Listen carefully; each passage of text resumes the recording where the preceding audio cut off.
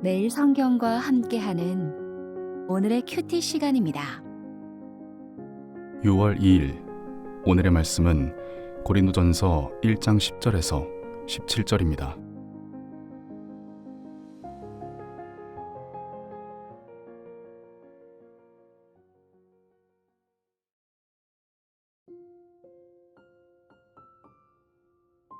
형제들아, 내가 우리 주 예수 그리스도의 이름으로 너희를 권하노니 모두가 같은 말을 하고 너희 가운데 분쟁이 없이 같은 마음과 같은 뜻으로 온전히 합하라. 내 형제들아, 글로의 지편으로 너희에 대한 말이 내게 들리니 곧 너희 가운데 분쟁이 있다는 것이라. 내가 이것을 말하거니와 너희가 각각 이르되 나는 바울에게, 나는 아볼로에게, 나는 게바에게, 나는 그리스도에게 속한 자라 한다는 것이니 그리스도께서 어찌 나뉘었느냐? 바울이 너희를 위하여 십자가에 못 박혔으며 바울의 이름으로 너희가 세례를 받았느냐? 나는 그리스보와 가이오 외에는 너희 중 아무에게도 내가 세례를 베풀지 아니한 것을 감사하노니 이는 아무도 나의 이름으로 세례를 받았다 말하지 못하게 하려 함이라. 내가 또한 스데바나 집 사람에게 세례를 베풀었고 그 외에는 다른 누구에게 세례를 베풀었는지 알지 못하노라. 그리스도께서 나를 보내심은 세례를 베풀게 하려 하심이 아니요 오직 복음을 전하게 하려 하심이로되 말의 지혜로 하지 아니함은 그리스도의 십자가가 헛되지 않게 하려 함이라.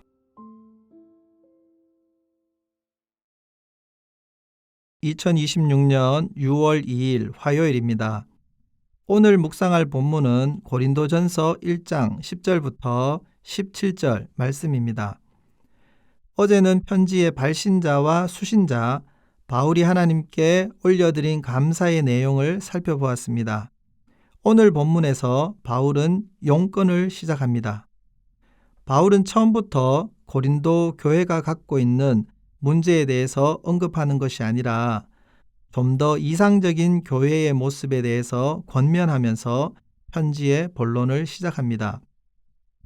10절에서 바울은 그들에게 모두가 같은 말을 하고 같은 마음과 같은 뜻으로 온전히 합하기를 요청합니다. 바울의 이런 권면을 통해서 우리는 고린도 교회가 지금 같은 말을 하지 않고 있으며 같은 마음이 아니고 같은 뜻을 품고 있지 않다는 것을 알 수 있습니다. 고린도 교회는 지금 한 마음이 되지 않은 상태입니다. 고린도 교회는 다양한 사람들이 모여 있는 교회라고 했는데 이 다양성이 공동체 안에 갈등을 일으키는 원인이 되어 있는 상태입니다.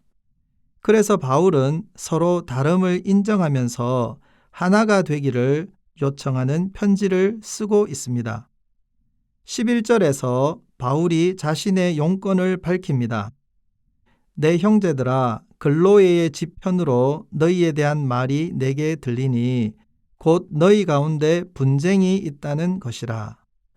바울이 고린도에 세운 교회를 고린도 교회라고 부르지만 고린도 교회는 고린도에 있는 하나의 큰 교회 건물에 많은 사람이 모이는 교회가 아닙니다. 고린도 도시 안에 성도들 몇 명이 모이는 가정교회가 여러 개 있고 그런 가정교회의 모임이 고린도 교회입니다. 편지를 쓸 당시 바울은 에베소에 머물고 있었습니다. 고린도에 있는 가정교회 중에서 글로에라는 사람의 집에서 모임을 갖는 가정교회가 있는데 그 공동체가 바울에게 분쟁이 있다는 소식을 전한 것입니다. 분쟁의 내용이 12절에 나옵니다. 그들은 바울파, 아볼로파, 게바파, 그리스도파, 자기가 추종하는 네 지도자를 앞세워서 경쟁하고 있었습니다.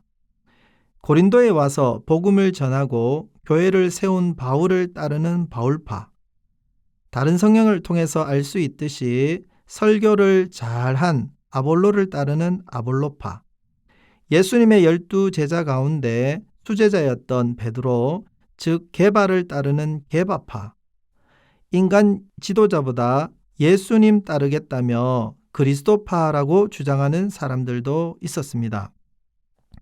바울은 이런 상황을 굉장히 안타깝게 보면서 다음과 같이 질문합니다. 13절입니다. 그리스도께서 어찌 나뉘었느냐? 바울이 너희를 위하여 십자가에 못 박힌 것이 아니지 않느냐? 너희가 바울의 이름으로 세례를 받은 것이 아니지 않느냐? 바울의 질문에 대한 대답은 아니오입니다. 바울 역시 아니오를 예상하면서 이런 질문을 했습니다.